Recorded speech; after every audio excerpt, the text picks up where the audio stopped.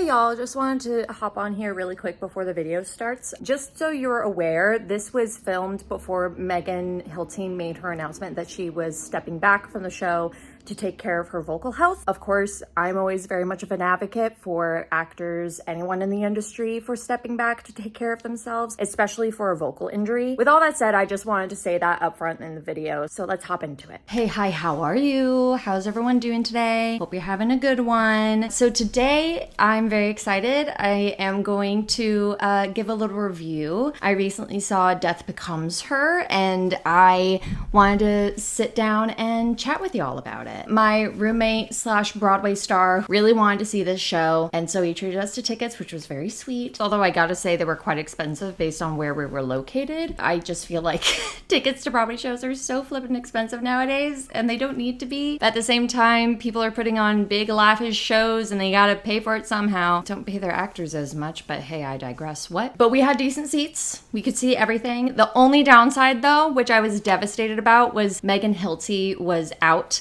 And so that was a real bummer to me because I haven't seen her perform since I saw Wicked. You know, when you're a Wicked girly, you remember who your first Glinda and Elphabas were. Megan Hilty, Shoshana Bean, they were phenomenal. So I was really excited to see her perform again, but unfortunately she called out. But we saw everyone else in their roles. I believe she was the only person that was out for that performance. So overall, I thought it was just so much fun. I love how they just really leaned into the campiness of it all.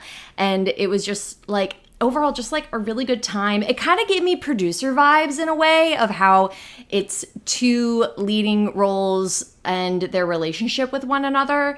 And the fact that it's two female leads was really fun and really exciting. I think this show was like really meaty, fun stuff to play with. And that's something, in my opinion, we don't really see that much. So this was like really nice and refreshing to me to see be created. I also want to say that I never have been like, oh my God, I have to see this show. When they mentioned that they were making a musical of it, I thought, great, awesome. I've never seen the movie, but I thought the concept was fun. You know, I was interested to see how they would adapt it from the screen to the stage. I knew that it had a really great successful run in Chicago, and so when it moved to Broadway, I thought, oh, that's great, but I wasn't in a mindset of like, I have to get tickets the moment they are released. But the fact that we got to see it, I was like, great, awesome, let's go and see it, and I'm so glad that I did. I thought the sets and costumes were to die for. They were just very lush and lavish. I also loved how they kind of just leaned into the fact that it was a musical, and so they had little moments where it was like musical theater winks. The whole section with the Liza Minnelli moment, the quick reference in the music of the trolley song, the vamp from Don't Rain on My Parade was used. So I thought that those were fun little cheeky moments that they kind of commented on the fact that this was a musical. I thought the staging was really well done. I thought the choreography was great. Christopher Gattelli did both, and so I thought he did a really great job executing his vision. The one thing I really loved was just the stunts, like the whole moment when Madeline is falling down the stairs, and even there was a section where the two women were fighting, but they had like male doubles do the fighting. I thought it was so fun, and I just thought it was just like overall just like a really nice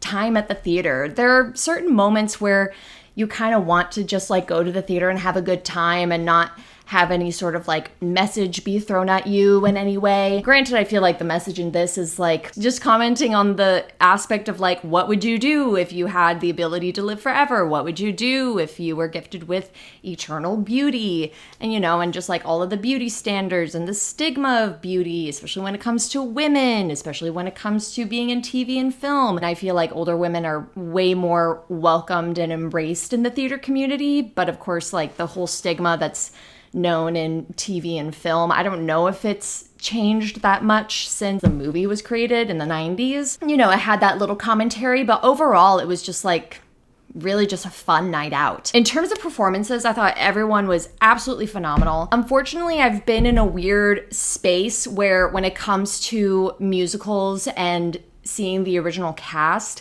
I had like some weird like anxiety of like buying a ticket only to find out that certain people aren't in the show. I really want to get out of that mindset because standbys and understudies are just as capable doing the job as the people who were hired for the actual part. You're always taking a risk of not seeing someone that you really want to see in a show, but at the same time, that shouldn't deter you from seeing the show itself. So with that being said, this show actually has one singular actor as a standby for both Helen and Madeline, the two leads. Her name is Dee Riscioli. Sorry if I'm mispronouncing that last name. She's apparently known for her 7-year record-breaking run as Elphaba in Wicked, which work. Love that for you. Make that money, girly. I thought she was absolutely phenomenal as Madeline. She was able to hold her own opposite Jennifer. Another thing of like seeing a show with an understudy or standby, it kind of makes you interested of wanting to see the show again to see what the actual like hired actor for the role does differently. But regardless, like I'm personally very content if I only see this show once. Very content that I saw the standby perform because I thought she did a very good job. Michelle Williams in this show, oh my God. I thought that she was absolutely gorgeous. I thought that she was absolutely stunning. Her vocals, of course, to die for. I mean, what do you expect? Also, I just loved how funny she was. Like, this was such a fun role for her to play. Apparently, the name of the character, Viola Van Horn, is not the original name of the character in the movie. So I was curious of how that was changed. And apparently, according to Wikipedia, under the development section, Williams doesn't know what caused the change of the name, but apparently there are hints in the production that give the reason why. And unfortunately, since I didn't know about this, I didn't pick those up. So if anyone who actually knows the reason why I was able to pick that up in the production, let me know in the comments. I'm very curious. I thought Christopher Sieber was fabulous. I can't remember if I've ever seen him live before, but I thought he was absolutely wonderful. He definitely like held his ground of, you know, sharing the stage with these two really strong female actors. I thought his comedy and the way that he used his physicality was really awesome, especially since, you know, you see this guy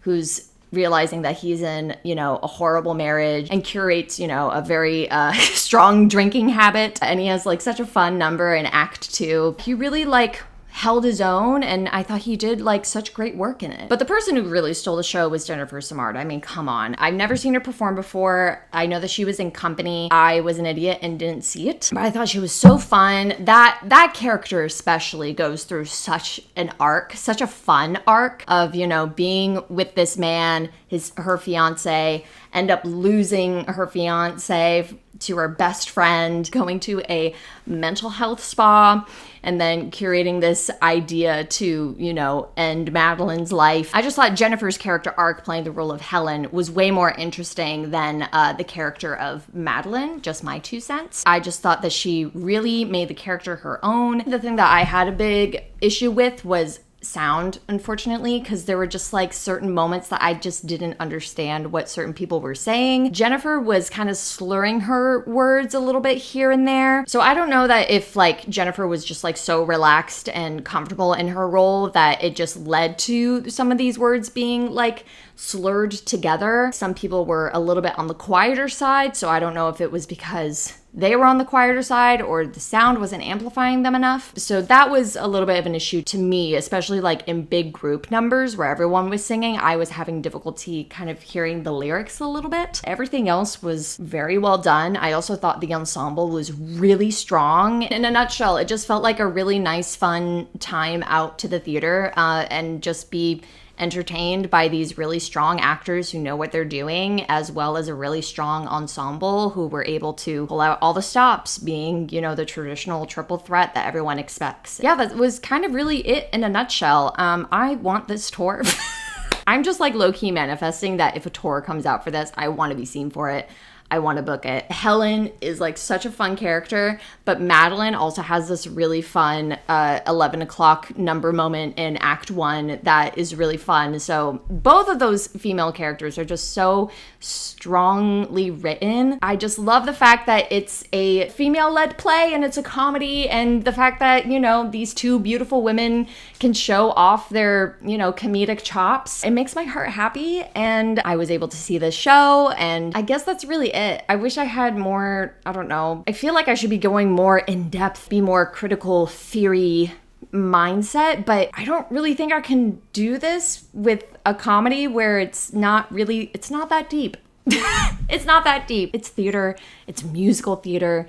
It's a musical theater comedy. If you want a fun night out on the town, go and see this show. Like, I feel like we got our money's worth. And like, when I saw the price of those tickets, the price of those tickets and where we were sitting, girl, oh my God. Oh my God. There was an article that came out saying that this year was the highest grossed season on Broadway. And I'm like, gee, I wonder why. Getting a mezzanine ticket for that price, that's some audacity right there. So yeah, if you want to have a fun time, go and see this show. Thanks so much for stopping by. If you like this video, feel free to give us a little like. If you've seen this show, leave a message in the comments. Let me know what you think of it. If you got to see Megan Hilty in the show, let me know. I would love to hear your thoughts on her performance in this. And if you'd like to join this little community, feel free to subscribe. In the meantime, may you be happy, healthy, safe, and at ease, and free from harm. And I'll see you in the next one.